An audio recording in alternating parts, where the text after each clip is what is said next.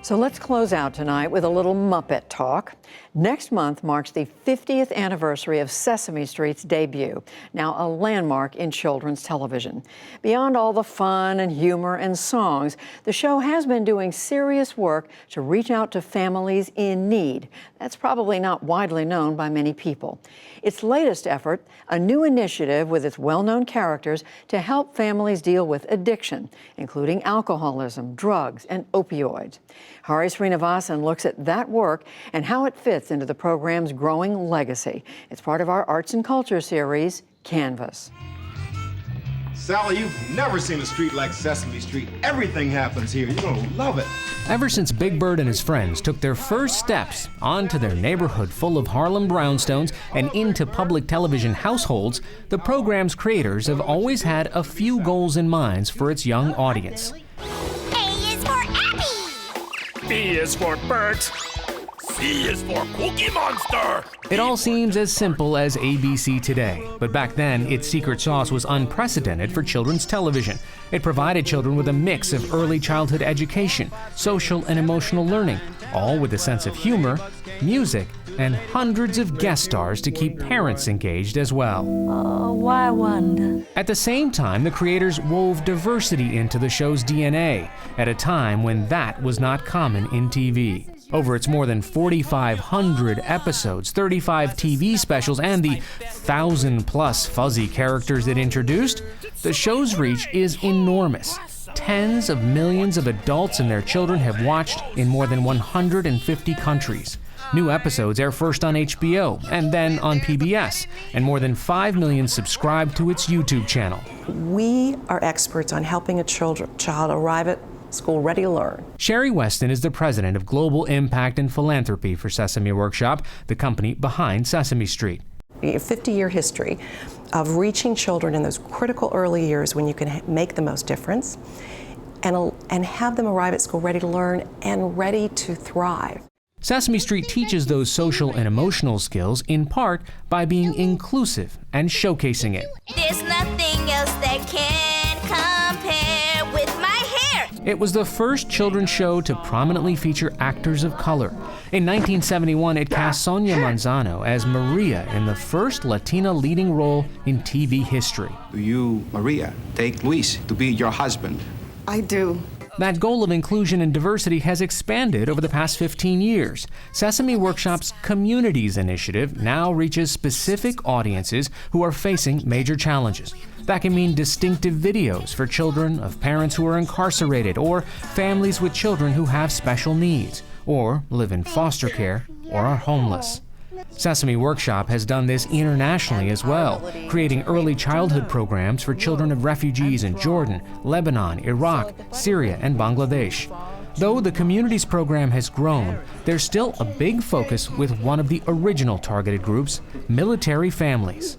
It started actually 13 years ago with our Military Family Initiative when we realized how many young children had parents who were being deployed, and often multiple deployments, and realized there were no tools for those parents and no resources for those young children to help understand it. Sesame creates videos, apps, and books with messages aimed at these families about how to help them cope with the realities of their experiences. They're available online to all, but they're crafted to show parents how they can talk to children about these challenges. Elmo and Rosita help me understand.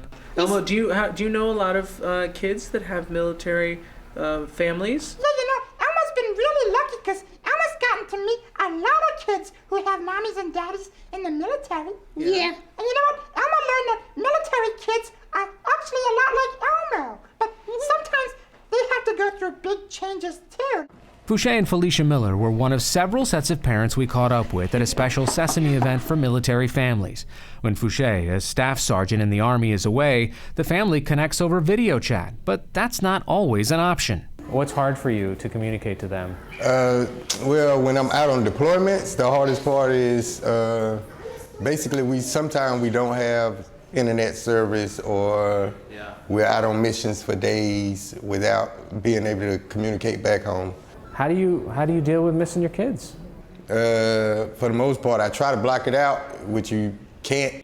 Abraham and Nicole Blocker face similar challenges, but because Abraham is a Marine Corps reservist, they face even more difficulties connecting to a larger community. And so a lot of people where we live they don't know, we're the only military people that they know. And so we don't have that community, even though people are very eager to help, we don't have that. I think the challenge is that just the sadness that comes with it, and trying to and turn that into a positive, that to not dwell on that, but to own it and know that it is something sad, that he's going to be away, he's really going to miss them. Parents told us the programs helped their children better understand what was happening and gave tools they used to reassure their kids. So we recently watched Elmo's dad gets deployed, and this one kind of understands when daddy leaves and goes to work, he's helping other people. The Military Families Initiative goes beyond deployment. It has expanded to include material about dealing with grief when a loved one doesn't come home, and caregiving for a loved one who comes home with injuries. Sherry Weston says the programs can be watched by all families to increase their empathy, but they're written to help kids and parents directly affected. He's not here? Well, what do you mean? Mija, you know how Papi has days when he feels okay? See? He also has days where he doesn't feel like himself. And some of his days are a little rough and stormy. Weston says work like this is a natural outgrowth of what the show always did. Like in 1982, when Big Bird and millions of children learned about the death of longtime character Mr. Hooper. Well, he's gotta come back. Why, who's gonna take care of the store? And who's gonna make my birds eat milkshakes and tell me stories? Big Bird, I'm gonna take care of the store. Mr. Hooper, he left it to me. And I'll make you your milkshakes, and we'll all tell you stories, and we'll make sure you're okay.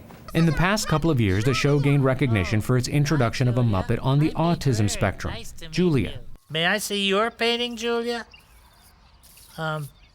Julia? Sometimes it takes Julia a while to answer. It helps to ask again.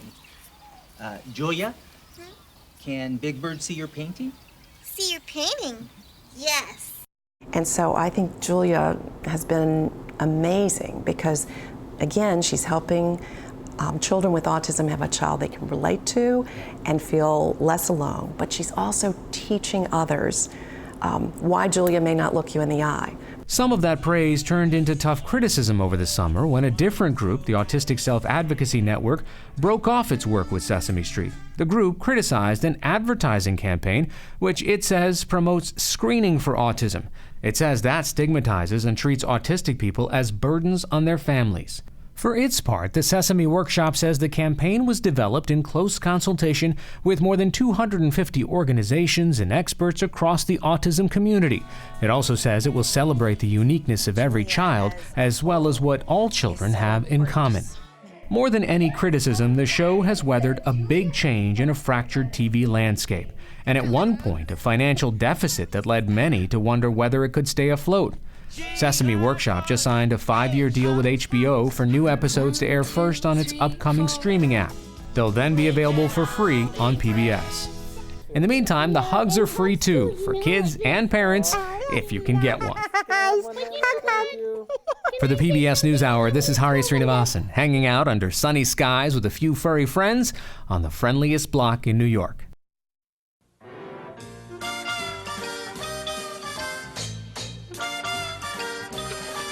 Oh, Rubber Ducky, you're the one. You make bath time lots of fun. Rubber Ducky, I'm awfully fond of. Love that show.